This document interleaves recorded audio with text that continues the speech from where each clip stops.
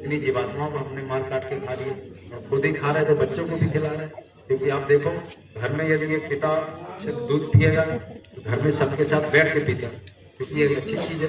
वहीं यदि शराब वो पिएगा तो घर में सबसे अलग होकर पीता, कि भाई ये गलत चीज है। आपको ही मालूम है, उसको भी मालूम है कि ये गलत चीज है। तो इसीलिए भाई ये गलत चीज है मालूम होते हुए भी हमें अपने बच्चों को इसके लिए ज्ञान नहीं देना, इससे दूर रखना है, इसके लिए काम किया जा रहा है, इसीलिए रक्षा की जा रही। हाँ देखो गांव में यदि कोई, कितने गुरु हो गए, अब ये नहीं कि एक ही है। गांव में यदि कोई दरोगा आता है तो एक दरोगा है, आप भी ये समझते हो कि भाई ये दरोगा था, पहले वाला इससे और अच्छा था।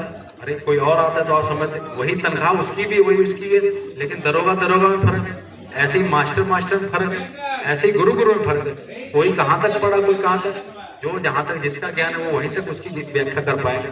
और आपको समझने के लिए बहुत बड़ी इसमें समस्या है कि कैसे इसको समझा जाए। इसलिए माया से बचने के लिए और इस संसार में शरीर की रक्षा के साथ साथ आत्मा के कल्याण के लिए पूरे गुरु का होना बहुत जरूरी है।